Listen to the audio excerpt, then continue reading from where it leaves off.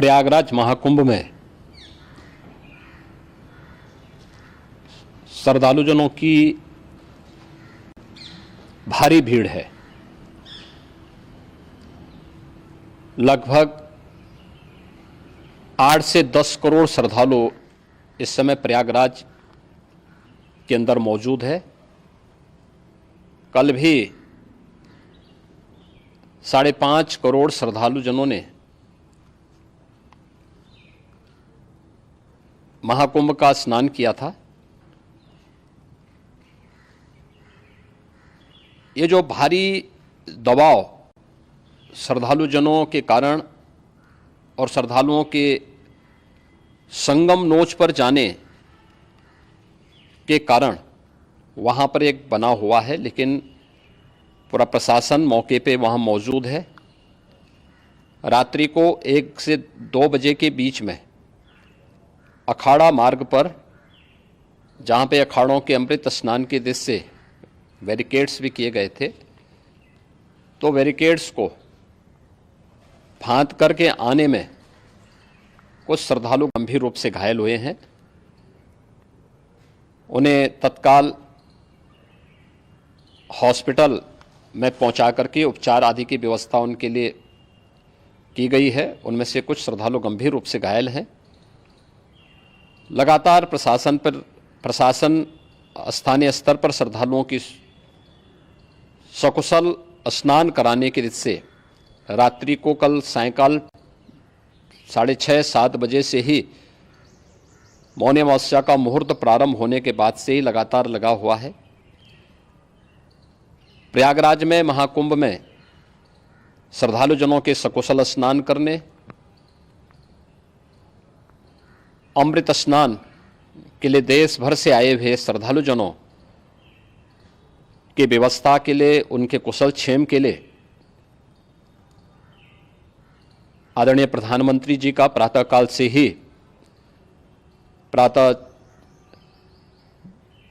से ही उनके लगभग 4 बार प्रधानमंत्री जी ने हालचाल लिया है। माननीय गृह मंत्री जी ने, माननीय राष्ट्रीय अध्यक्ष भारतीय जनता पार्टी श्री जेपी नड्डा जी ने,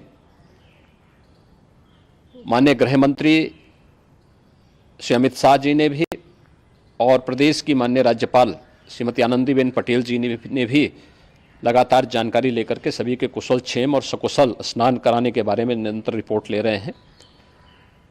हम लोगों की प्रातःकाल से ही श्रद्धालुजन जो भी आए हैं वे स्नान कर सकें, इसके लिए यहाँ पे उच्च स्तरीय बैठक भी चल रही है, जिसमें मुख्य सचिव भी हैं, डीजीपी हैं, प्रमुख सचिव गृह हैं, मुख्यमंत्री कार्यालय के अपर मुख्य सचिव के साथ साथ एडीजी लॉ एंड ऑर्डर के साथ साथ अन्य वरिष्ठ अधिकारीगण मौजूद हैं।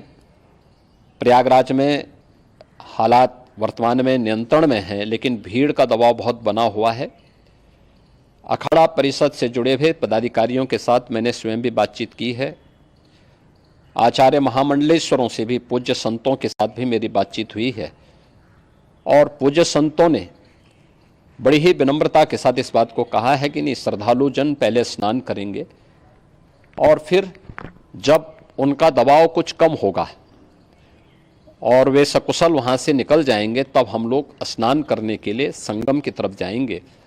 अभी पहले श्रद्धालुजनों को, चूँकि देश भर से आए हैं, तो इसके लिए उन्हें सभी अखाड़े इसके लिए सहमत हैं और सभी लोग इस व्यवस्था के साथ जुड़े हुए हैं।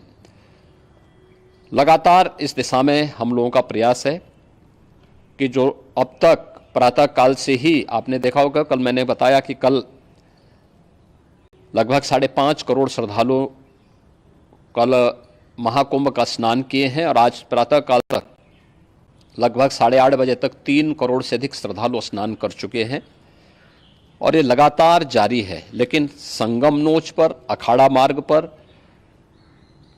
नागवासुकी मार्ग पर लगातार दबाव बना हुआ है, और वहाँ पर श्रद्धालुजनों की सुविधा के लिए भी हर प्रकार की वहाँ पर प्रशासन पूरी मुस्तैदी के साथ लगा हुआ है। और इसीलिए मेरी अपील है पूरे प्रदेशवासियों से, पूरे देशवासियों से और सभी श्रद्धालुओं से भी, सभी पूज्य संतों से भी कि अफवाह पर कोई ध्यान न दें, संयम से काम लें। ये सब आयोजन सभी लोगों का है। प्रशासन उनकी सेवा के लिए पूरी तत्परता के साथ लगा हुआ है। केंद्र और राज्य सरकार पूरी मजबूती के साथ वहां पर हर प्रकार का सहयोग करने के लिए तत्पर है। लेकिन कोई किसी अफवाह पे ध्यान न दे। कोई भी व्यक्ति नकारात्मक अफवाह फैलाने का प्रयास करेगा, उस प्रकार से नुकसान हो सकता है। और जहां पर हैं आप, लगभग 15 से 20 किलोमीटर के दायरे में अस्थायी घाट बनाए गए हैं, उसमें कहीं भी वे स्नान कर सकते हैं। आवश्यक नहीं कि संगम नोच की तरफ ही आएं, क्योंकि भीड़ देखते हुए खासतौर पर जो बुजुर्ग हैं, बच्चे हैं, श्वास के रोगी हैं, उनको लंबी दूरी तय नहीं करनी चाहिए। और जहां पर हैं वहीं पर आराम से पहले स्थिर होकर के कार्य करें, वहां पर रह करके। और जो नज़दीक के घाट हैं, उसी नज़दीक के घाट में स्नान करेंगे। सब गंगा जी के ही घाट हैं और गंगा जी के इस घाट में वही पुण्य प्राप्त होगा। ये मौनी अमावस्या है। मौनी अमावस्या में स्नान का महत्व है। संगम में स्नान का दबाव बहुत ज़्यादा है, इसलिए सभी लोग अगर वहाँ पे इसमें अपना सहयोग करेंगे तो सकुशल हम सभी श्रद्धालु जनों को वहाँ पर स्नान करने में सफल होंगे। और फिर इसके उपरांत अमृत स्नान के लिए पूज्य संतों से भी